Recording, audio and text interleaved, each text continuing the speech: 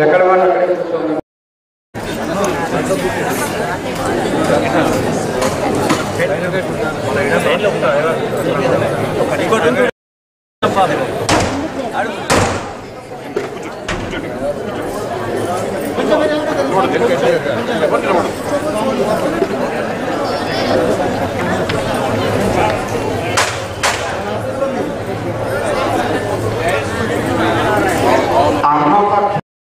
అయితే ఆచార్యులు ఇప్పుడు కూడా స్థానాచారులుగా అర్చకులుగా ఉండే వాళ్ళు ప్రధానంగా వారు స్వామి సేవకులై ఉంటారు కనుక వారి స్వామి పక్షాన్ని వహిస్తారు.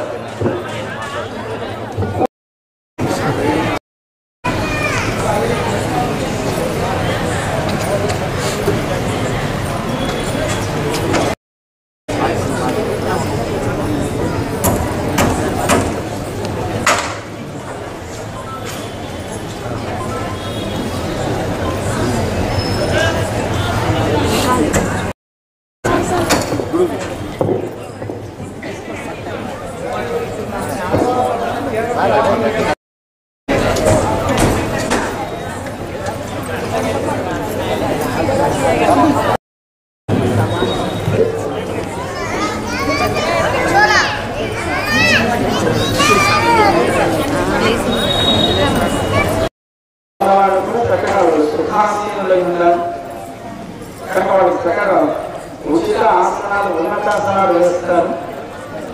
వాటిలోనే వారిని కూర్చోవలసిందిగా సూచన చేస్తున్నాం.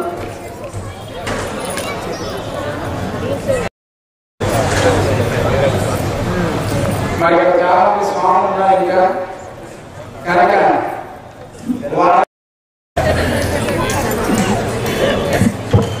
మాట్లాడే వాళ్ళంతా అటువే కూర్చుంటారు.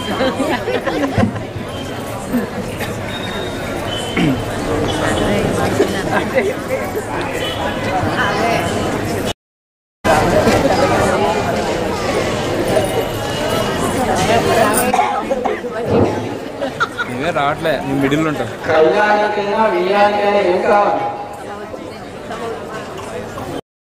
ఉంటేనే అది కళ్యమైన వియ్యమైన సకటి ఆనందాలు ఇస్తుంది. రతికులు రతికులతోనే యుద్ధం చేస్తారు. అశ్వమేధంలో వాళ్ళతో యుద్ధం చేస్తారు. ఇలా ఉండే వాళ్ళతో యుద్ధం చేస్తారు. ఈ యుద్ధాన్ని ఇది వియ్యం కూడా మరి ఇటు ఆస్తులు అంతస్తులు ఎలా ఉంటాయి అటుగా అలా ఉంటేనే చక్కగా ఆ వివాహం చక్కటి ఆనందమైన ఉంటుంది. అదే రెండు పక్షాలు కూడా చక్కగా సమవుజీలుగా ఉండేట్టుగా అమ్మ పక్షంలో వారి ఆశ్రయించినటువంటి అమ్మ గొప్పతనాన్ని ఆశ్రయించినటువంటి స్వామి గొప్పతనాన్ని వారు వివరిస్తారు. మనం ఎదురాం. ఎక్కడైనా మన అవసరం కూడా ఉంటే అప్పుడు మనం కూడా మనకు తోచిన సలహాలు మనకు తోచిన విషయాలు నిర్ణయాధికారం మీ అందరినీ మీరు నిర్ణయించడానికి తగినట్టుగా వారి వంశపు గొప్పతనాన్ని అధికారం అంతా ఇవ్వడం. వారు చెప్పే ఆ భగవత్ కళ్యాణ గుణములను అమ్మ యొక్క కళ్యాణ గుణాలను వారికి ఒకరికొకరు తగును అని విన్న తర్వాత మన నిర్ణయం మన స్థానాచార్య స్వామి వారిని మేము ఆహ్వానిస్తున్నాం.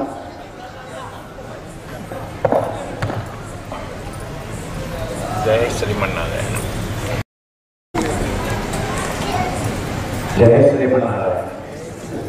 జయ జయ శ్రీమన్నారాయణ. జై శ్రీమన్నారాయణ.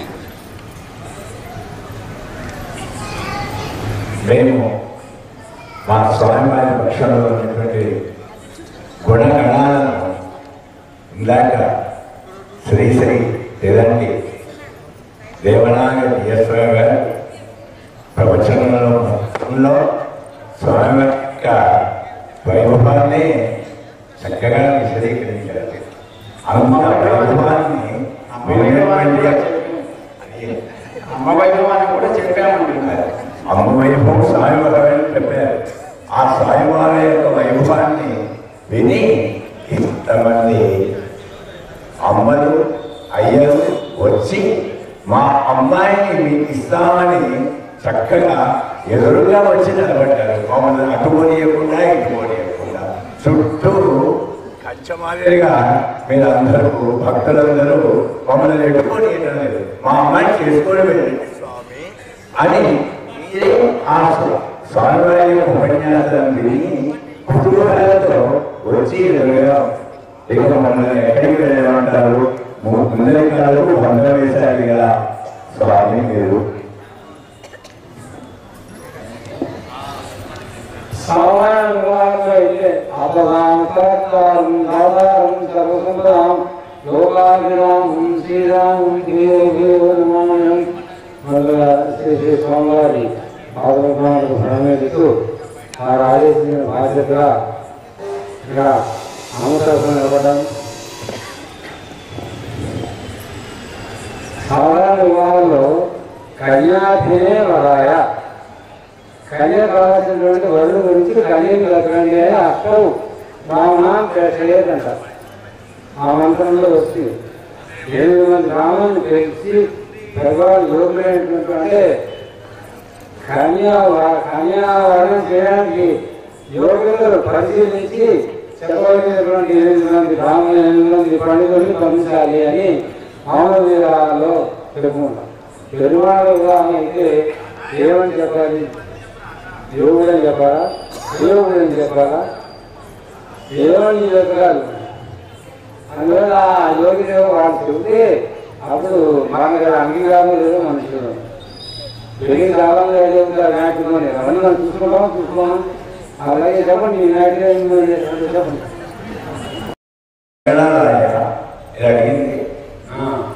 16 గుణాలు ఒకే మూర్తిలో ఉన్నటువంటి యొక్క మూర్తి భవించినటువంటి స్వామి మా స్వామి. అంతటి అనంత గుణ వీరుడు మా స్వామి. 33 కోట్ల మంది దేవతలు కూడా చక్కగా ఆనందపడుతూ వచ్చారు.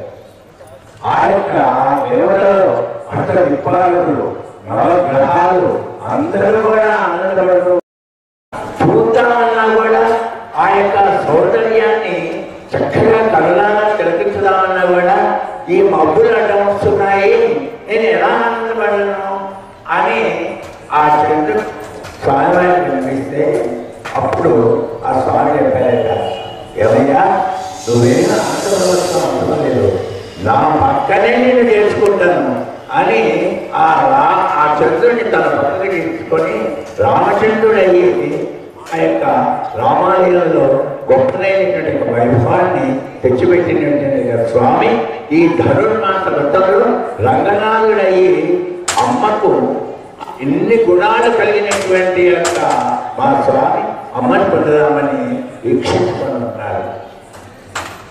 అంతటి గుణోపేతుడు మా రంగనాథ స్వామి, రామచంద్రమూర్తి స్వామి స్వరూపంలో ఉన్నటువంటి రంగనాథ స్వామి. అంగీకారాన్ని రానుకయ్యి సాధనంటే అన్నారు బలాలు పట్టుకోవాలి. మేము మీ అక్కడికి 3 వ్యసనాలు ఉన్నాయట. 7 వ్యసనాల యొక్క మౌనంగా పరిస్థితి ఉన్నాయి. ఆ వ్యసనాలు 7 వ్యసనాలు చెప్పండి. మీ అక్కడికి వ్యసనాలు ఏమో ఉన్నాయట. వ్యసనాలు ఏమైనా ఎవరు మేము లేదు అంటున్నారు అందరూ. వ్యసనాలు ఏంటి? స్త్రీ సమస్యలు తెలియదు విధానం వ్యసనం అదే. స్వామి ఆ వ్యసనాలేమో మీరే చెప్పి అవి మంచిగా కాదా అని నిర్ణయించమనండి. మా స్వామివారు అమ్మను వివాహం చేసుకుందా అని దాదాపుగా 10 అవతారాల నుండి ప్రయత్నం చేస్తున్నారు. పక్షావతారాలు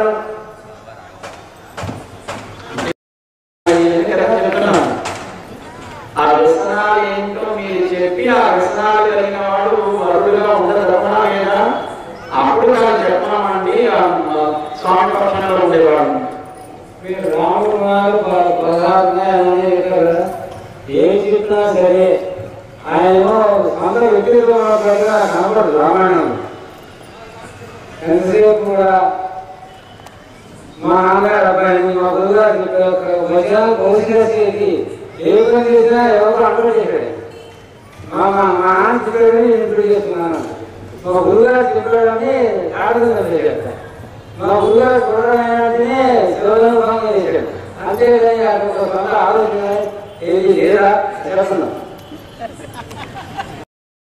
అంతేమో చెప్పాడు సిద్ధార్థ ఇది రామస్య పత్ని ఇద్దరు ఇచ్చే మా నాన్నగారు చేసిన సమాధానం వాళ్ళ నాన్నగారు సమాధానం పంచాడా ఎందుకంటాడా ఈయన వెళ్ళాడు గురుగారు అన్నారా ఆ శివలింగం చేశాడు.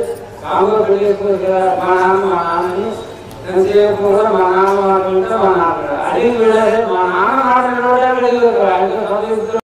రాజధాని పిచ్చమ్మా లంక వెళ్ళాలి. ఏదైనా సరే మా నాన్న గురువు గారు మా నాన్న ఈ రెండే ఆయనకి లేదు. ఆయనకి పోనీ ముచ్చలు పట్టి వెళ్ళింది.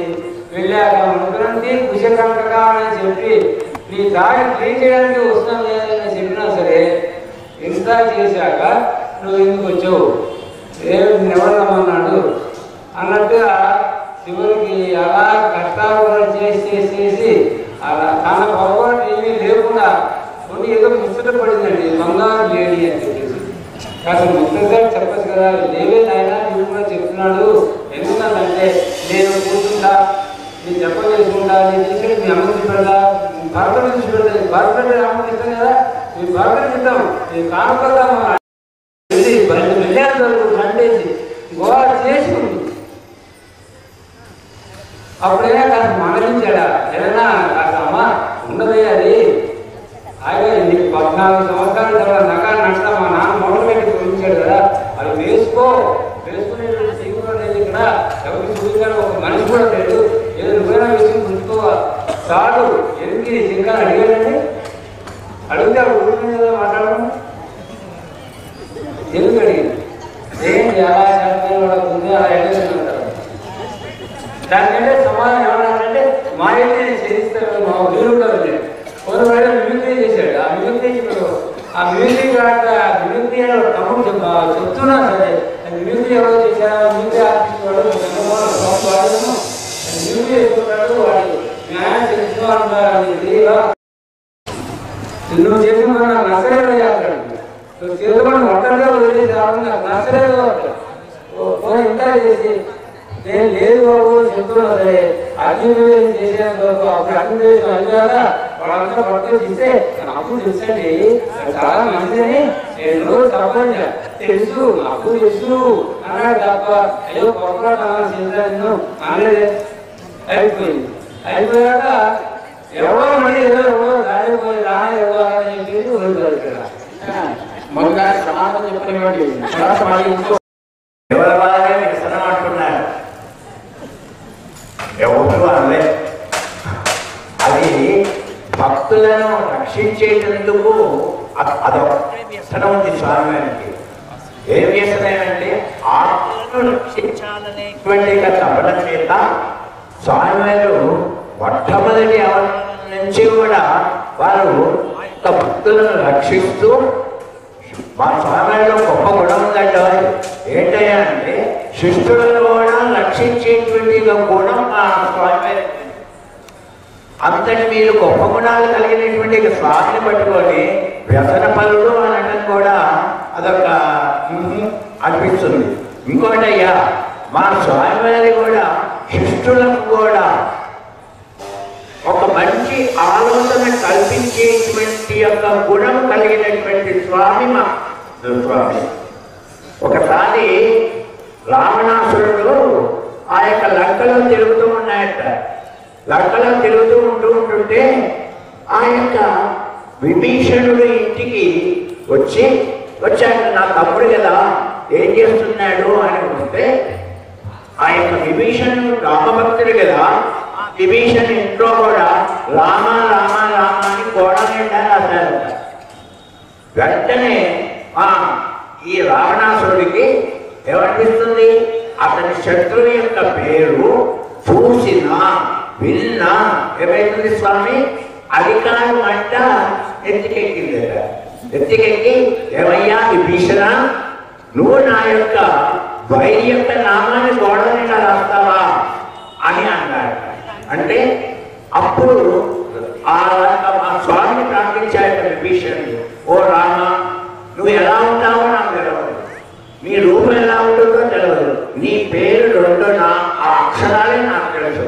రామ రామ, నీ నామంలో ఉండేటువంటి గొప్పతనం వల్ల ఈ యొక్క దుష్టునికి కూడా మంచి ఆలోచన కలిగించేటువంటి యొక్క ఆలోచన కల్పియవయ్యా రామ అన్నాడు.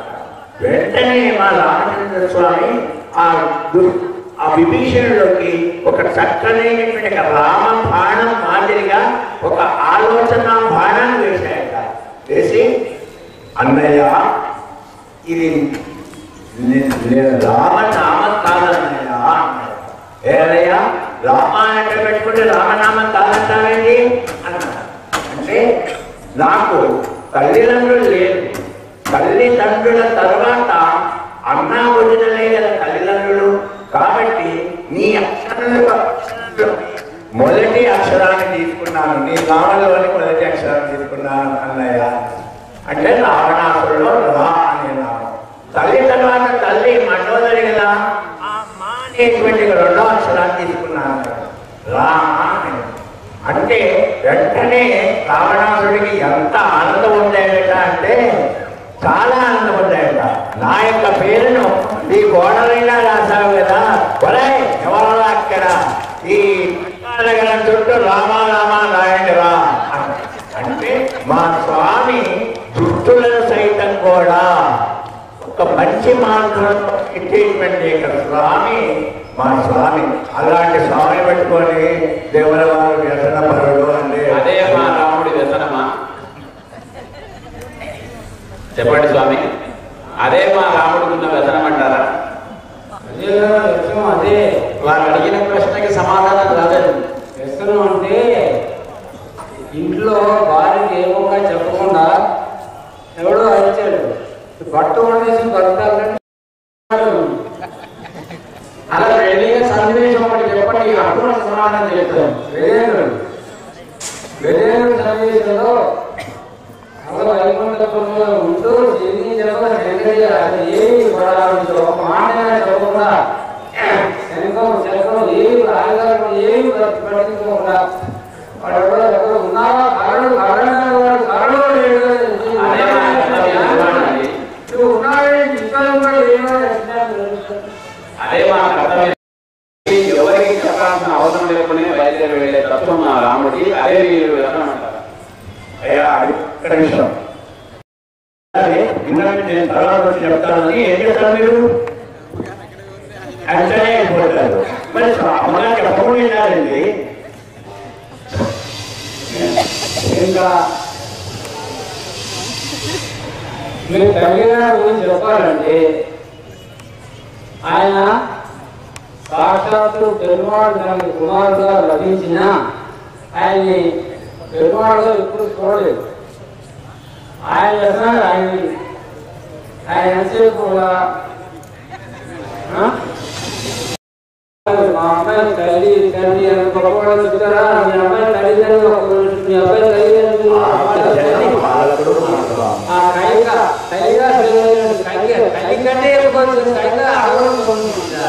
ఆయన మాట్లాడకుండా సరే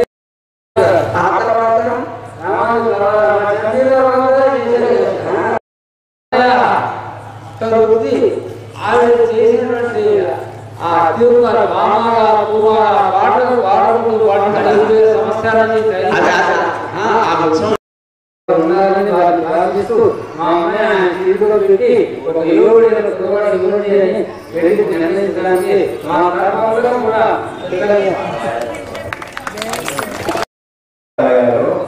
తెలుగు చేతలో వారణవాయుని మా అమ్మలకు నేర్పిపోయారు. ఆ అమ్మలు ఇప్పుడు వారణవాయుని ఆలపిస్తారు. ఆనందమైన కాలం తెలుగు క్షేత్రం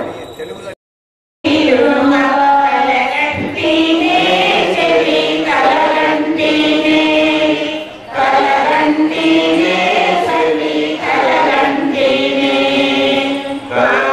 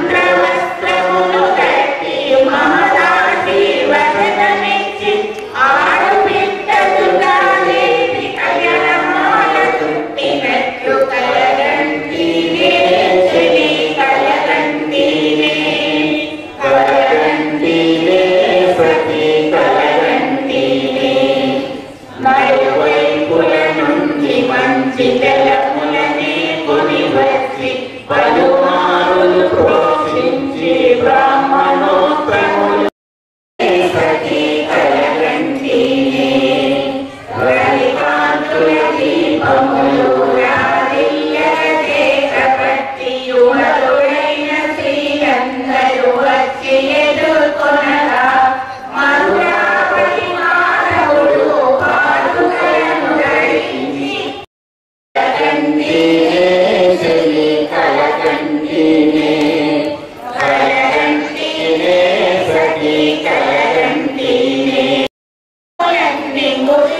పందిరి కింద అత్తవడుకు మాధవుడు వచ్చి చేయి పట్టినట్లు కలగంటినే సఖీ కలగంటినే కలగంటినే సఖీ కలగంటినే సుస్వరం అందరూ చేరి పచ్చని ఆకుల మీద దర్భలని పరిచినారు సమితలే ఆమతినారు కోపించిన గజము వంటి గోపాలుడు కరము పట్టి అగ్ని చుట్టూ ప్రదక్షిణము ముమ్మారులు చేసిన కలగంటినే కలగంటినే సఖీ కలగంటినే ఈ పుట్టువకే కాదు ఏడేడు జన్మలకు పాపహరుడు నారాయణుడే నాము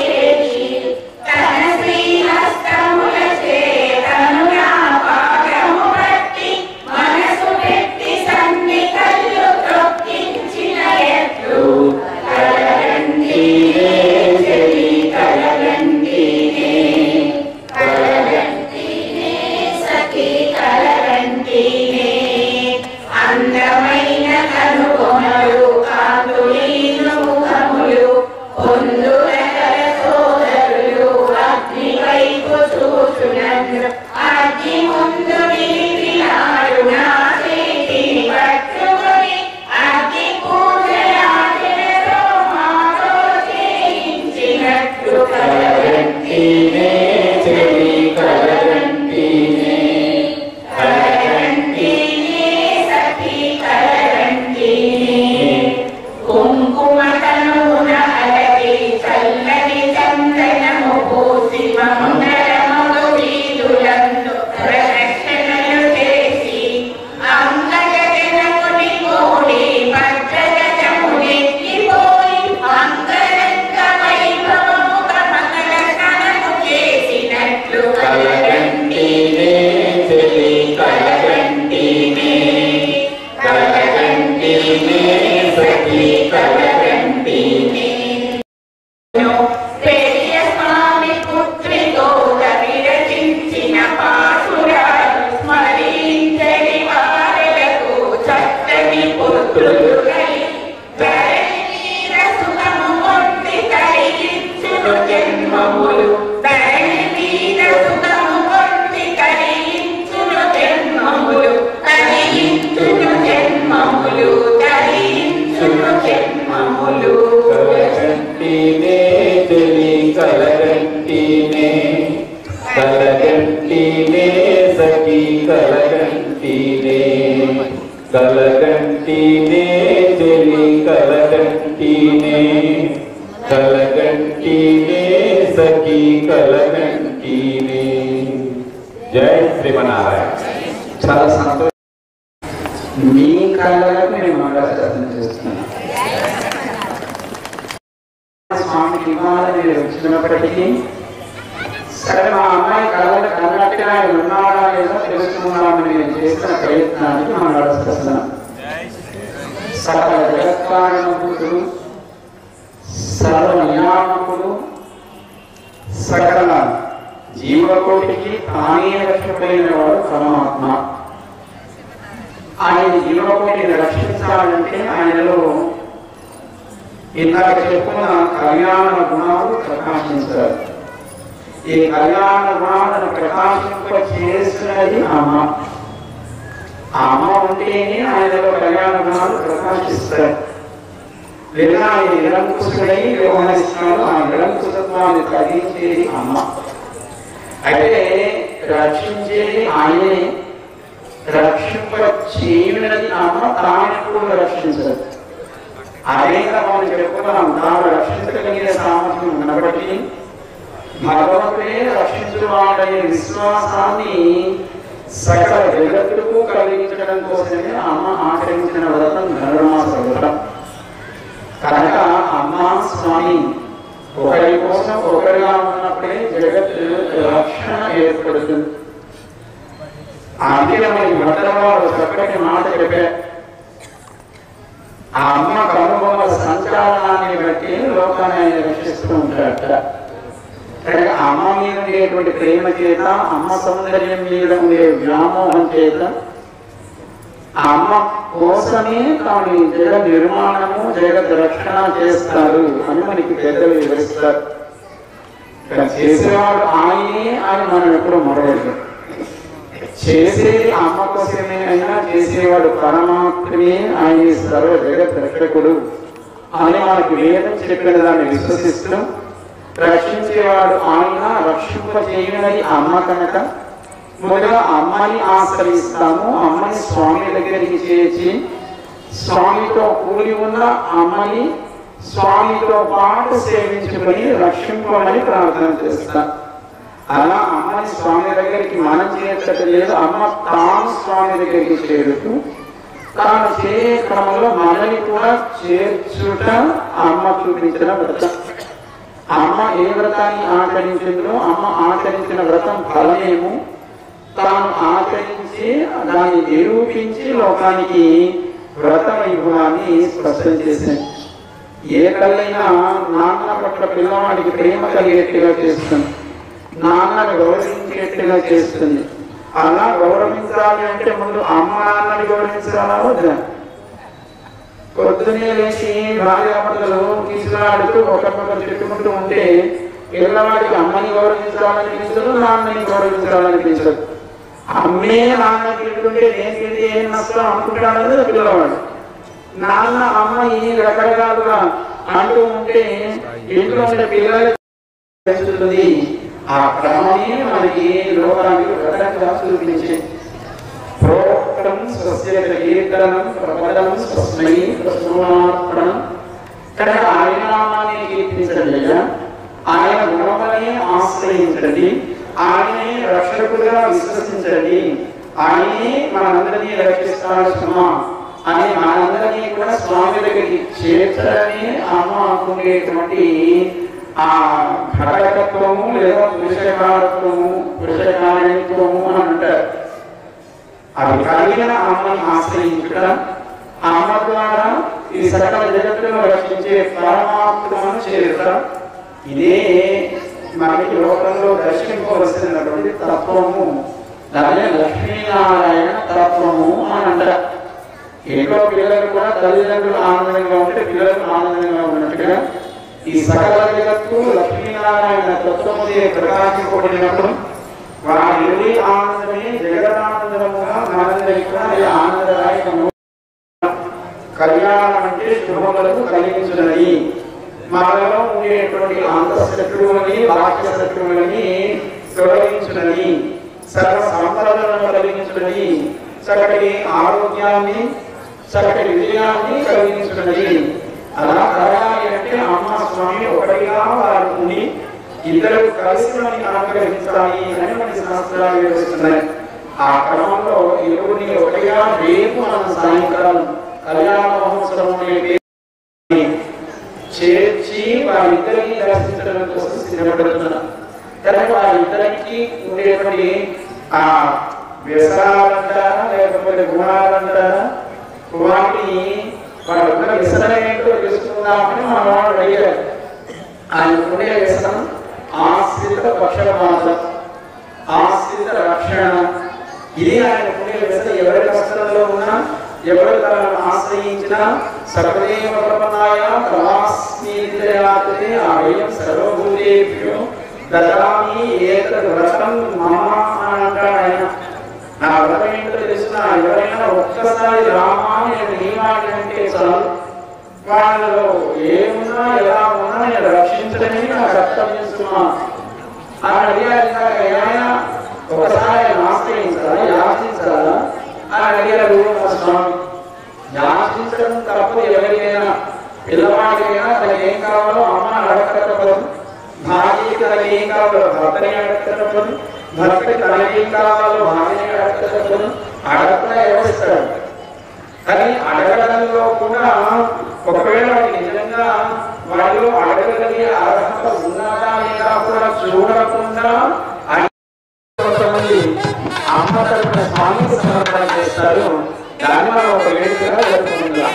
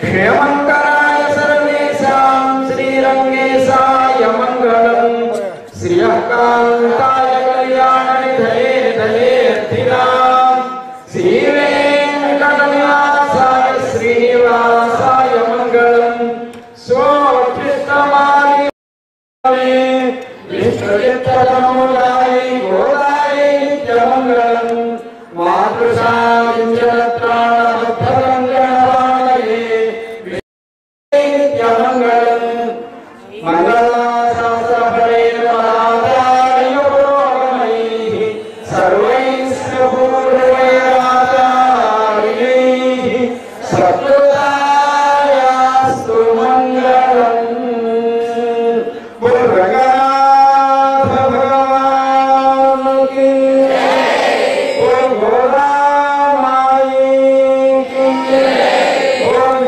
स्वामी जी महाराज की समस्त भक्त वृंद